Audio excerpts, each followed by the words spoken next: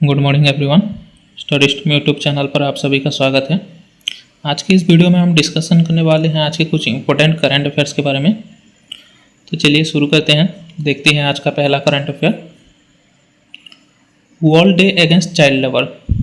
World day against child labour ये कब मनाया जाता है? ये मनाया जाता है 12 जून को। हर साल ये 12 जून को मनाया जाता है। और इसका थीम क्या था? इसका थीम है social justice for all and child labour. 2023 का थीम क्या था? Social justice for all and child labour.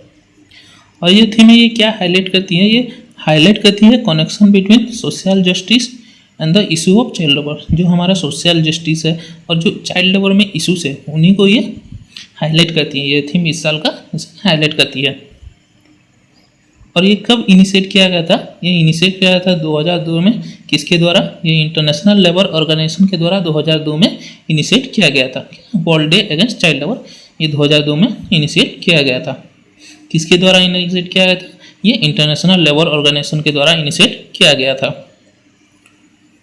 इसका पर्पज क्या है? इस डे हम क्यों मनाते हैं? ये डे हम मनाते हैं इसलिए कि मोटिवेट करें इंडिविजुअल्स को, ऑर्गेनाइजेशन को और गवर्नमेंट को to combat child labour and work towards permanent elimination. इसका पर्पज यही है कि हम मोटिवेट करें इंडिविजुअल्स को, ऑर्गेनाइजेशन और गवर्नमेंट्स को कि जो हमारे चाइल्ड लेबर है उसे परमानेंटली कैसे एलिमिनेट करें, हम अपनी दुनिया से, वर्ल्ड से कैसे एलिमिनेट करें। ये इसका पर्पज है। जो world day against child labour है इसका मेन पर्पज ये है। इंटरनेशनल लेबर ऑर्गेनाइजेशन के हेड कौन है? उनके हेड है गिलबर्ट हॉन्जू। और ये कब फाउंड किया गया था? ये फाउंड किया गया था 1919 में और इसका हेडक्वार्टर है जेनेवा, स्विट्जरलैंड। तो चलिए देखते हैं हमारा next current affair. International albinism awareness day ये कब मनाया जाता है? ये मनाया जाता है 13 जून को मनाया जाता है। कब मनाया जाता है? 13 जून को इंटरनेशनल एल्बिनिज्म अवेयरनेस डे मनाया जाता है। हर साल हम 13 जून को इंटरनेशनल एल्बिनिज्म अवेयरनेस डे मनाते हैं। The rights on human beings born with albinism और aims to increase awareness and understanding of the genetic concern. ये जो एल्बिनिज्म डे है, जो जेनेटिक कंडीशन है, उसके लिए हम हर साल 13 जून को इंटरनेशनल एल्बिनिज्म अवेयरनेस डे मनाते हैं। और इस साल का थीम क्या है? इस साल का थीम है इंक्लूजन इज स्ट्रेंथ। इस साल का थीम है। 2013 में United nation human rights council ने एडॉप्ट किया था, एक रेजोल्यूशन एडॉप्ट किया था that call for the prevention of discrimination against person with albinism. ये डे इसलिए एडॉप्ट किए थे, एक रेजोल्यूशन जो prevention of discrimination against person with albinism, albinism के अगेंस्ट एक उन्होंने किसने? यूएन नेशन ह्यूमन राइट्स ने एक रेजोल्यूशन एडॉप्ट किया था। ऑन December 18, 2014 2014 दिसंबर 18 को यूएन जेनेवा असेंबली ने प्रोक्लेम किया 13 जून को as international albinism awareness day. कब? ये यूएन जनरल असेंबली ने दिसंबर 18, 2014 को प्रोक्लेम किया कि हर साल जून 13 को इंटरनेशनल एल्बिनिज्म अवेयरनेस डे मनाया जाएगा। ये पहला कब ऑब्जर्व किया गया था? ये पहले ऑब्जर्व किया गया था 2015 में। पहले ये पहली बार ऑब्जर्व किया गया था ये 2015 को। तो चलिए देखते हैं हमारा next current affair. World test championship 2023 का खिताब इस बार ऑस्ट्रेलिया ने जीता। Australia clinches the title of world test championship 2023। इस साल का वर्ल्ड टेस्ट चैंपियनशिप जो हुआ वो किसने जीता? ऑस्ट्रेलिया ने जीते। और ये कौन सी साइकिल थी? ये 2021 से 2023 की साइकिल थी। और उसकी पहली जो साइकिल थी वो कौन जीता था? वो जीता था न्यूजीलैंड ने। और इस बार के चैंपियन बने हैं ऑस्ट्रेलिया। और उन्होंने किसे हराया? उन्होंने इंडिया को हराया फाइनल में 209 रन से इंडिया को उन्होंने हराया। और ये फाइनल कहाँ हुआ था? ये द ओवल इंग्लैंड में हुआ था। इस साल भी इंडिया रनर्स अप रहा है, पिछली बार भी इंडिया रनर्स अप रहा था। और इसी जीत के साथ जो वर्ल्ड टेस्ट चैंपियनशिप जीतने के बाद Australia become the first men's team, जो पहली मेंस टीम है जिन्होंने वर्ल्ड क्रिकेट में आईसीसी के सारे फॉर्मेट्स में वर्ल्ड टाइटल जीता है। क्योंकि उन्होंने तीनों फॉर्मेट है, उन्हें तीनों फॉर्मेट में उन्होंने ये चैंपियनशिप जीता है, आईसीसी की ट्रॉफी जीती है। और ये पहली मेंस टीम है जिन्होंने ये जीता है। और उन्हें कितना अवार्ड कैश प्राइज मिला है? उस चैंपियनशिप को जीतने के बाद उन्हें मिला है 1.6 मिलियन $US मिला है। और इंडिया को मिला है $8 लाख रनर्स हो रहा है। और प्लेयर ऑफ द मैच कौन थे? Player of the match Travis head. तो चलिए देखते हैं हमारा नेक्स्ट करंट अफेयर। नोवाक जोकोविच वन फ्रेंच ओपन 2023 टाइटल। इस साल का फ्रेंच ओपन जो टाइटल था वो कौन जीते? वो जीते हैं नोवाक जोकोविक। नोवाक जोकोविच जो है उन्होंने इस साल का फ्रेंच ओपन जीतकर उन्होंने record 23rd grand slam title जीता। विक्ट्री ओवर उन्होंने किसे हराया? उन्होंने फाइनल में हराया Caspar rude in French open final. French open उन्होंने कैस्पर रूड को हराया और अपना 23rd ग्रैंड स्लैम टाइटल जीता। और इसी के साथ उनका जो राइवलरी है Rafael Nadal the most major single trophies in the history of man tennis जो था, इस बार उन्होंने दोनों सेम पोजीशन में थे और इस बार ये नोवाक जोकोविक जीतकर उनके ऊपर चले गए हैं। और बाकी विनर्स देख लेते हैं 2000 फ्रेंच ओपन में। किसी वुमेन सिंगल्स में जीता है ईगा स्विएटेक ने जीता है।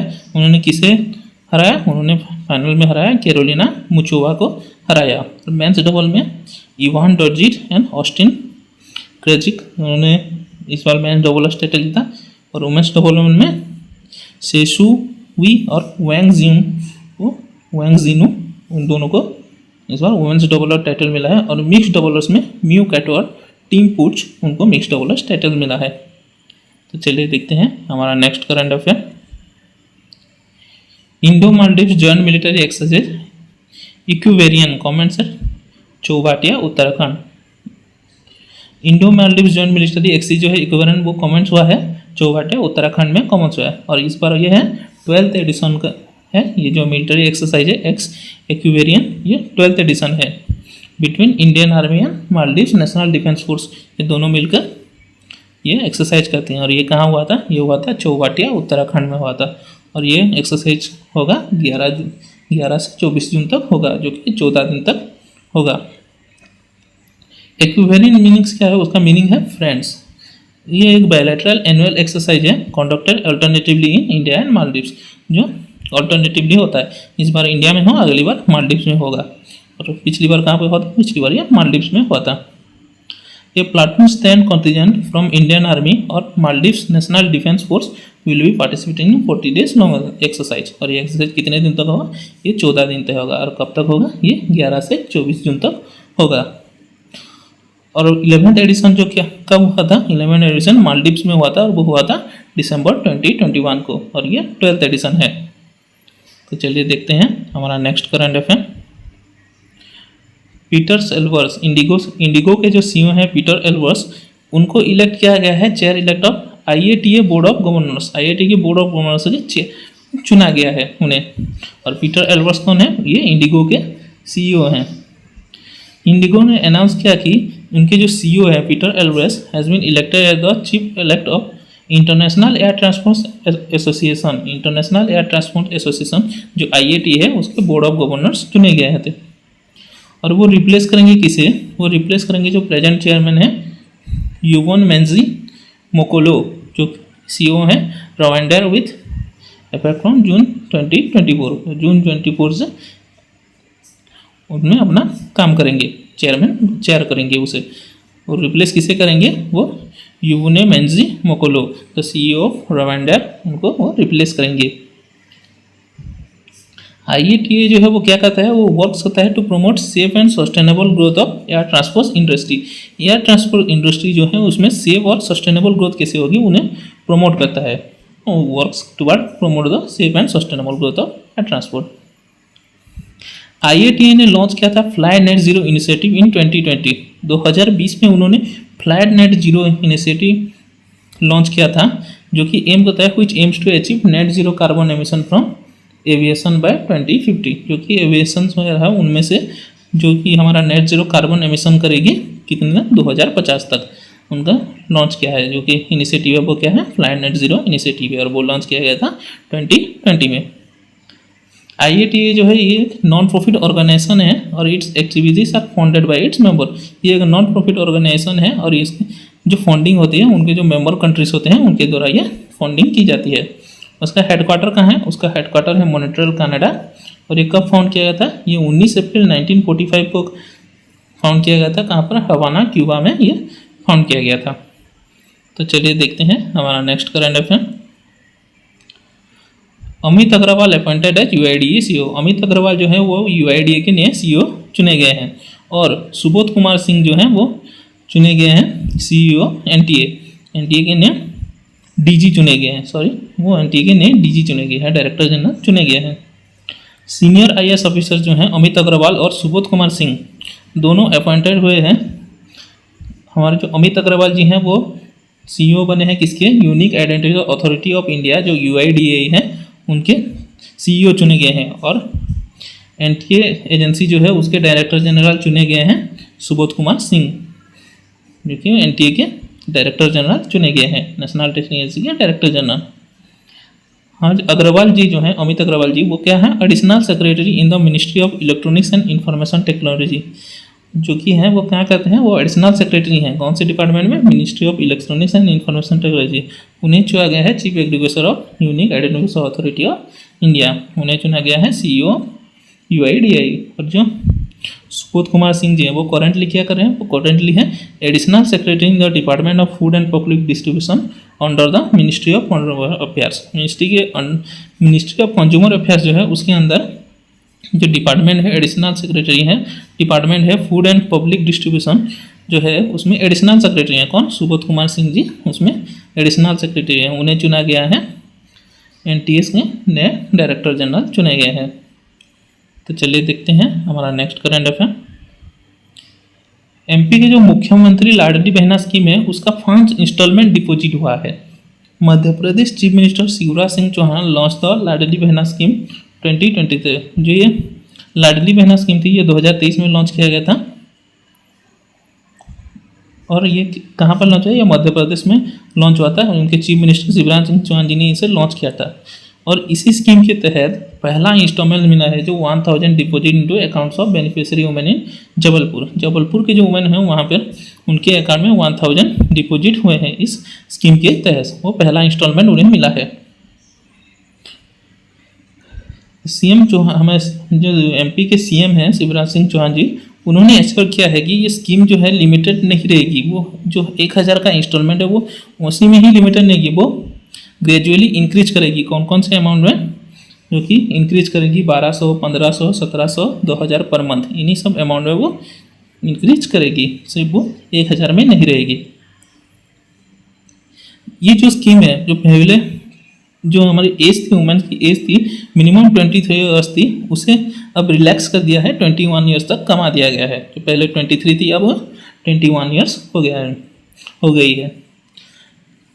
ये लाडली बहना स्कीम जो है योजना वो लॉन्च हुआ था MP chief minister Shivraj Singh on March 15 this year. ये जो लाडली बहना स्कीम है ये 15 मार्च को लॉन्च किया गया था, इसी साल 2023 में 15 मार्च लॉन्च किया गया था। तो चलिए देखते हैं हमारा next current affair. Sarbananda Sonowal launches Sagar Samriddhi. Sarbananda Sonowal ji जो हैं उन्होंने सागर समृद्धि लॉन्च किया है। The union minister of port shipping and waterways Sarbananda Sonowal launched the Sagar Samriddhi online dredging monitoring system as part of waste wealth initiative of the ministry. जो union minister of port shipping and waterways है सर्बानंद सोनोवाल जी ने उन्होंने launch किया है Sagar Samriddhi online dredging monitoring system. एक monitoring system है जिसे launch किया है, किसने लॉन्च किया है, जिन्हें लॉन्च किया है हमारे union minister port Sarbananda Sonowal ji ने लॉन्च किया है। The National Technology Centre for Ports Waterway and Coasts NTCPWC ये जो है इन्होंने डेवलप किया है ये सिस्टम, जो कि रिप्लेस करेगा हमारा old draft and loading monitor system जो था उसे रिप्लेस करेगा। और ये जो नया सिस्टम है वो ऑफर करेगा इम्प्रूव एफिशिएंसी एंड ट्रांसपेरेंसी में ऑफर करेगा, इम्प्रूव करेगा एफिशिएंसी और ट्रांसपेरेंसी जो है उसमें इम्प्रूव करेगा ये जो नया सिस्टम है। और मिनिस्ट्री जो हमारे हैं कौन सी ministry, port shipping and waterways ministry ने aim develop major ports into transshipment hubs. जो हमारे मेजर पोर्ट्स हैं उन्हें ट्रांसशिपमेंट होम्स में वो डेवलप करेगी as part of its maritime India vision 2023। जो इंडिया का मैरीटाइम इंडिया विजन है उसी के तहत जो मेजर पोर्ट्स हैं हमारे इंडिया में उनको वो ट्रांसशिपमेंट हब्स में प्रमोट डेवलप करेगी।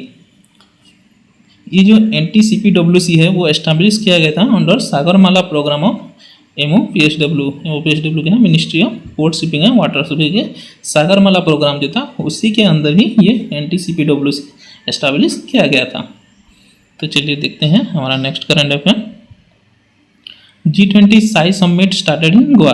G20 के जो साई समिट्स है वो स्टार्ट हुआ है, कहाँ पर हुआ है, वो गोवा में हुआ है। The controller auditor general of India, जो हमारे इंडिया के सीएजी हैं Shri Girish Chandra Murmu ji, holds the position of chair, उन्होंने पोजीशन हेल्ड किया है चेयरमैन के रूप में of the supreme audit institution 20 SAI 20 जो है supreme audit institution 20 engagement group during India's G20 presidency. SAI audit institution 20 के कौन चेयर कर रहे हैं, उनकी जो मीटिंग है उसमें चेयर कर रहे हैं हमारे जो सीएजी हैं गिरीश चंद्र मुर्मू जी, वो चेयर कर रहे हैं। ये जो साई 20 समिट है ये schedule to take place in Goa, वो गोवा में होगा 12 से 14 जून में तो होगा ये जो मीटिंग है, 3 दिन होगा 12 से 14 तक। और ये जो मीटिंग है वो अटेंड करेंगे delegates from Sai 20 members size G20 countries, जो G20 कंट्रीज के जो मेंबर्स हैं वही इसमें पार्टिसिपेट करेंगे, अटेंड करेंगे। और जो हमारे गेस्ट हैं साइज के गेस्ट हैं इनवाइटेड बाय साइज international organisation engagement groups and other invitees, जो जिनको साइंस ने हमें इनवाइट किया है वही सब ऑर्गेनाइजेशन इसमें अटेंड करेंगे। टोटल 16 कंट्रीज इसमें पार्टिसिपेट कर रही हैं। जो हमारे सीजी ऑफ इंडिया हैं उन्होंने प्रपोज किया है collaboration of Sai 20 engagement group on 2 priorities area, 2 priorities area में जो साई 20 है उसे कोलैबोरेट करेंगे एंगेजमेंट ग्रुप। कौन कौन सी, वो ब्लू इकोनॉमी और responsible artificial intelligence. Blue economy क्या है, blue economy involves leveraging the sustainable use of ocean resources. Blue economy वो है जो हमारे सस्टेनेबल यूज करेंगे, ओशन रिसोर्सेज जो है उसका सस्टेनेबल यूज कैसे हो सकता है, उसी में through economic growth, improve livelihoods and jobs while preserving the health of our ecosystem.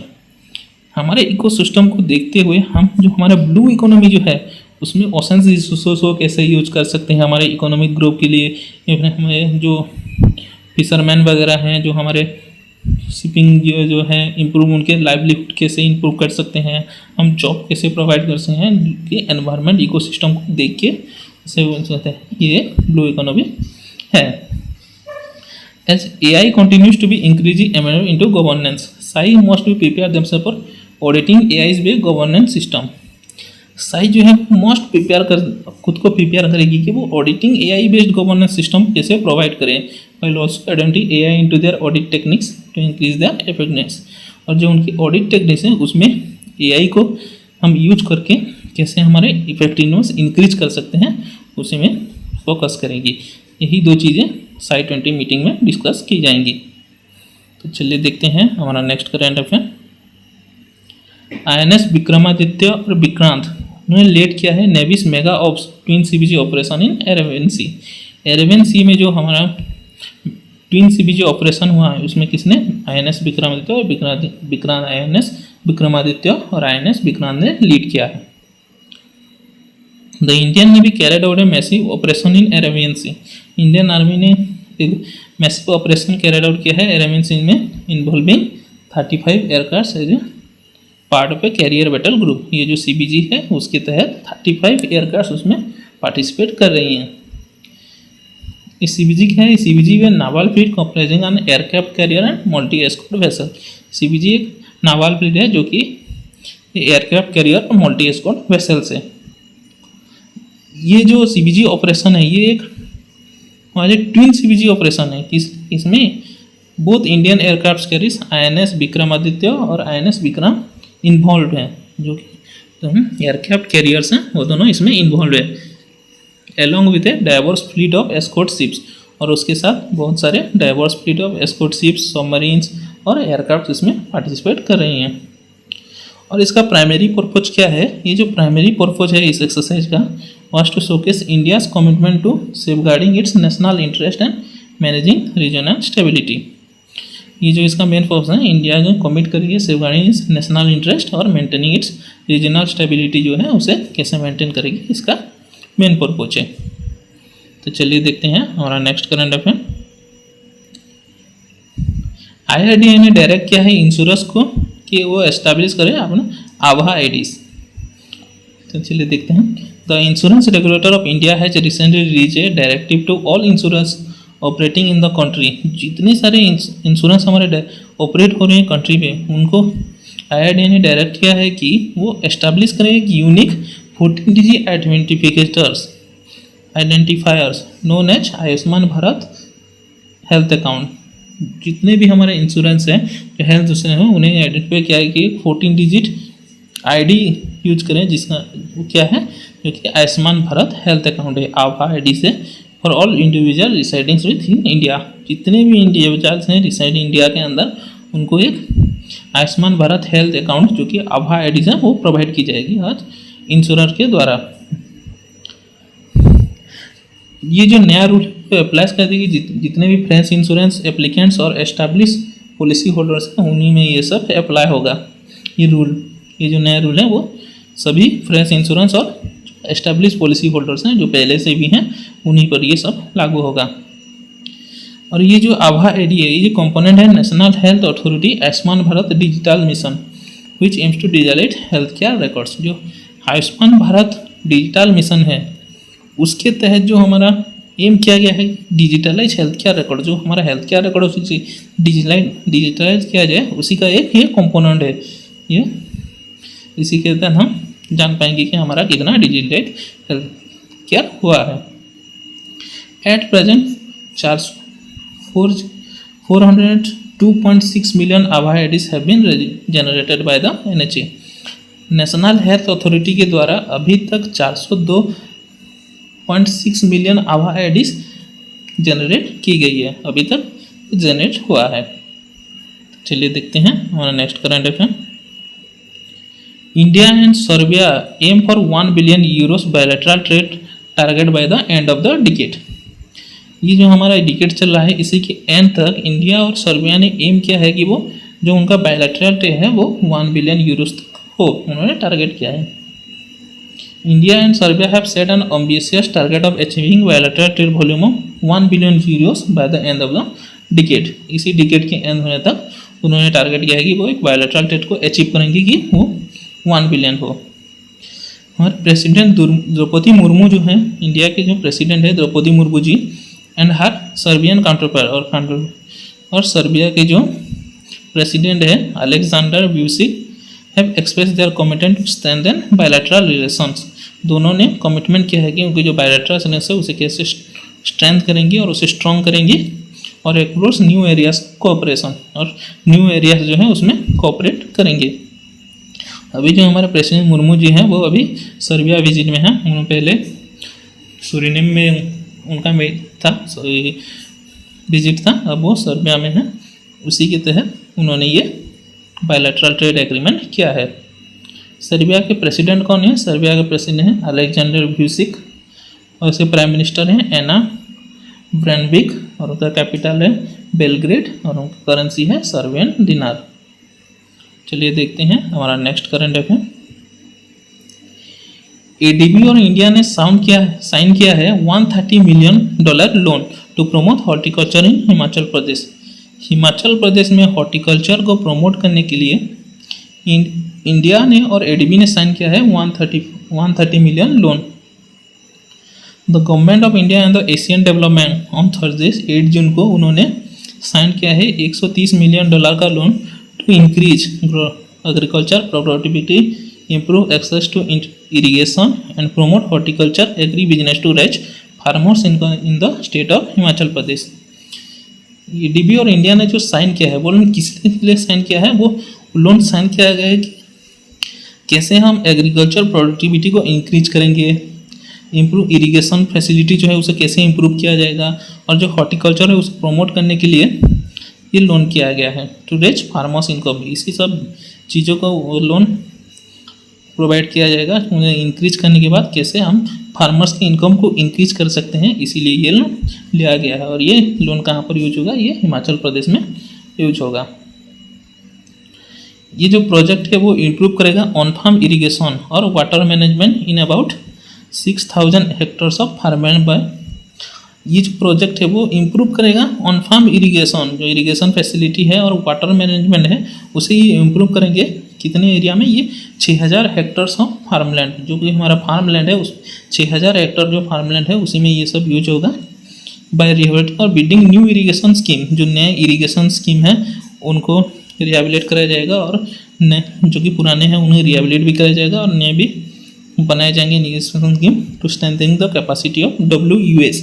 WUS क्या है? Water resource user association for micro irrigation management through joint efforts from the states Jal Shakti विभाग and department of horticulture. ये जो project है वो implement किया जाएगा। हमारी जो इरिगेशन पॉलिसी है, वाटर मैनेजमेंट है, हम कैसे उनको रिहाबिलिट करेंगे और न्यू इरिगेशन स्कीम्स कैसे यूज होगी, ये सब वहाँ पर किया जाएगा कि ये किसके साथ मिलकर किया जाएगा। ये वाटर यूजर एसोसिएशन और जो हमारे स्टेट्स के जल शक्ति विभाग है, वाटर डिपार्टमेंट जो है हिमाचल प्रदेश के, और डिपार्टमेंट ऑफ हॉर्टिकल्चर जो है, ये सब मिलकर उन्हें वहाँ पर काम करेंगे, इस प्रोजेक्ट को कैसे इम्प्लीमेंट करेंगी। और ये जो प्रोजेक्ट है वो also help to create ecosystem to enhance farmers access to market subtropical horticulture. और ये जो प्रोजेक्ट ये हेल्प करेगी फार्मर्स को कि क्रिएट वो इकोसिस्टम को एनहांस कैसे कर सकते हैं, जो सब ट्रॉपिकल हॉर्टिकल्चर है उसे कैसे एनहांस कर सकेंगे उस इकोसिस्टम को, और एसेस को मार्केट कंडीशन को कैसे उसे जान सकेंगे। ये सब इस प्रोजेक्ट के अंदर प्रोवाइड किया जाएगा। तो दोस्तों आज के लिए बस इतना ही, मिलते हैं अगले वीडियो में।